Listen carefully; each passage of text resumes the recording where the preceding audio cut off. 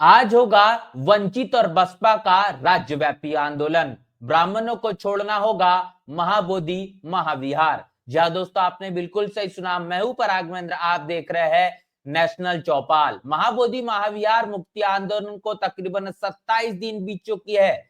महाबोधि महाविहार आंदोलन के तमाम बौद्ध भिक्षुओं के माध्यम से महाबोधि महाविहार प्रांगण के समीप ही जो आंदोलन लंबे समय से जारी था, उस आंदोलन को अब निस्तनाबूद करने के लिए शासन प्रशासन ने जो षड्यंत्र रचा, आपने वीडियो में बड़े पैमाने जो वायरल हुआ देखा कि रात 1 बजे तमाम बौद्ध भिक्षुओं को किस तरीके से घसीट कर अपने साथ अस्पताल ले जाने को लेकर एक साजिश बनाने का काम प्रशासन ने किया, जिनकी मंशा ये थी कि बौद्ध भिक्षुओं को इस आंदोलन करने वाले स्थान से हटाया जाए। और उसके बाद ये देखने को मिला कि तमाम बौद्ध भिक्षुओं को वहां से हटाकर बैरिगेटिंग करी गई है और मजबूरन तौर पर अब बौद्ध भिक्षुओं को महाबोधि महाविहार से तकरीबन 2 किलोमीटर दूर कड़ी धूप में अपने आंदोलन को जारी रखना अब उनकी मजबूरी भी बन चुकी है। लेकिन इसके बावजूद भी पूरे देश और दुनिया से इस आंदोलन को बड़े पैमाने पर समर्थन मिल रहा है और ये समर्थन अभी भी जारी है। इस मामले को लेकर जिस तरीके से प्रतिक्रियाएं देखी जा रही है, अब अनेकों प्रदेशों में बड़े पैमाने पर इसका जन समर्थन देखने को मिल रहा है।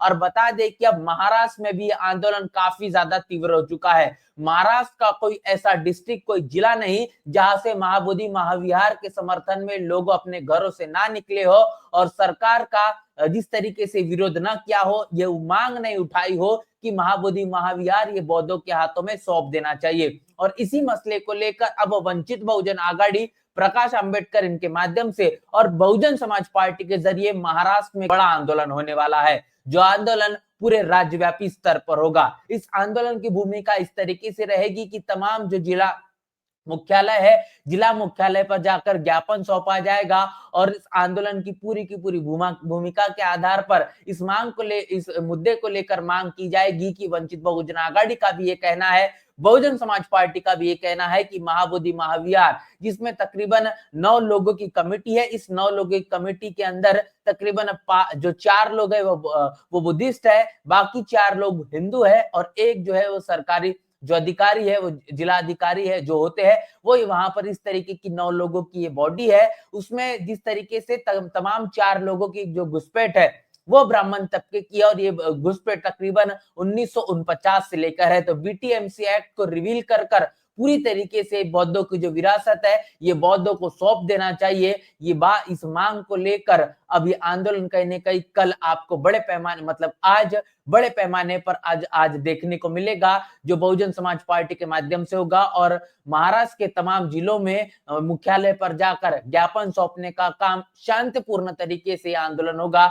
लगातार नारे भी आपको देखने को मिलेंगे और वंचित बहुजन आघाड़ी ने भी इस आंदोलन का आगाज कर दिया है और बहुजन समाज पार्टी के माध्यम से भी इस आंदोलन का आगाज हो चुका है। और आज आपको तकरीबन 11 बजे से ही तमाम तस्वीरें सोशल मीडिया पर वंचित बहुजन आघाड़ी के माध्यम से, बहुजन समाज पार्टी के जरिए आपको देखने को मिलेगी। तो जिस तरीके से अब इस आंदोलन को लेकर तमाम प्रदेशों में जो आवाज बुलंद होना शुरू हो चुकी है, समय के मुताबिक शासन और प्रशासन को आने वाले समय में जल्द से जल्द इस मसले को लेकर घुटने टेकना ही होगा, क्योंकि बौद्धों की विरासत ये बौद्धों को मिलना चाहिए। ये मुद्दा सिर्फ और सिर्फ किसी राज्य का नहीं, तो ये सिर्फ किसी राष्ट्र का नहीं, तो ये पूरे विश्व का बन चुका है। जब से यह आंदोलन शुरू है, विगत 27 दिन बीत चुके हैं, उसके बावजूद भी सरकार इस मसले को लेकर जो संज्ञान नहीं ले रही है, सरकार के कानों में जो जू नहीं रेंग पा रही है, इसको लेकर पूरे भारत की छवि लगातार धूमिल हो रही है। क्योंकि देश के बाहर जब भी प्रधानमंत्री मोदी जाते हैं, बार बार इस बात को दोहराते हैं कि मैं बुद्ध के देश से आया हूं,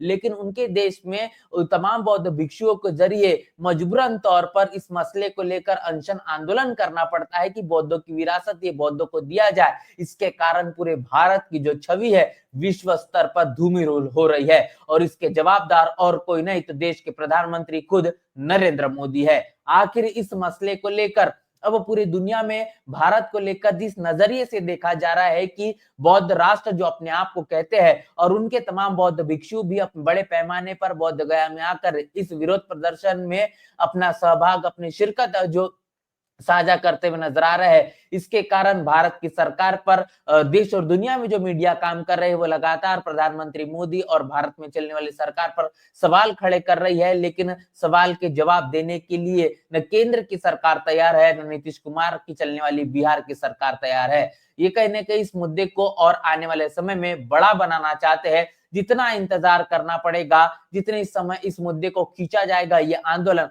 और ज्यादा समय के मुताबिक तीव्र होगा, क्योंकि ये मुद्दा तकरीबन 1949 से जारी है। ऐसे कई आंदोलन इस मसले को लेकर हुए, लेकिन इस बारी का जो आंदोलन है, यह आंदोलन काफी ज्यादा उग्र है। इसको अब किसी भी तरीके से अ, ठ ठहराया नहीं जा सकता, इस पर अंकुश नहीं लगाया जा सकता, क्योंकि इस ये मामले ने जो स्वरूप है ये बहुत विशाल ले लिया है। और जिस तरीके से अब बहुजन समाज पार्टी के माध्यम से भी एक बड़ा समर्थन इस आंदोलन को लेकर मिलता हुआ दिखाई दे रहा है। वंचित बहुजन आघाड़ी भी इस बड़े आंदोलन को लेकर आगाज अपनी कर चुकी है, जो महाराष्ट्र के तमाम जिलों में आपको देखने को मिलेगा। एक राज्यव्यापी आंदोलन का स्वरूप पूरे महाराष्ट्र में आपको बड़े पैमाने पर देखने को मिलेगा। तो इस मसले को लेकर आपकी क्या राय है, प्रतिक्रिया क्या है? और बहुजन समाज पार्टी और वंचित बहुजन आघाड़ी, ये दोनों राजनीतिक पार्टियां जो कहती है कि इस देश के अंदर हम इस देश के अंदर समता, स्वतंत्रता, बंधुत्व और न्याय को प्रस्थापित करने का काम करेंगे।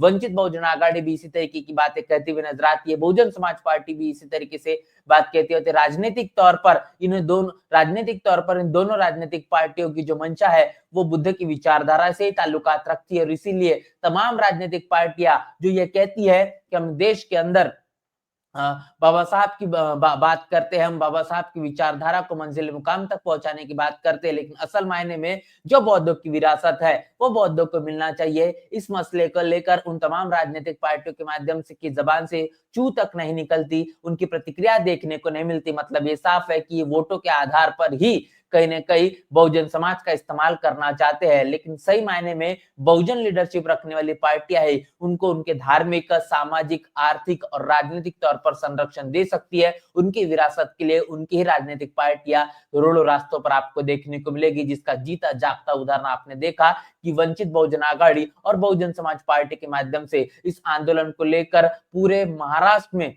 ज्ञापन सौंपने का सिलसिला आपको देखने को मिलेगा, जो एक बड़ा आंदोलन होने जा रहा है, जो आपको आज ये आंदोलन की तमाम तस्वीरें सोशल मीडिया पर आज तैरते हुए दिखाई देंगी। पूरे के पूरे मसले को लेकर आपकी क्या राय है, आपकी क्या प्रतिक्रिया, लिखकर कमेंट बॉक्स में जरूर बताएं। बने रहे नेशनल चौपाल के साथ, मिलते हैं नए वीडियो में, तब तक के लिए जय भीम, जय भारत।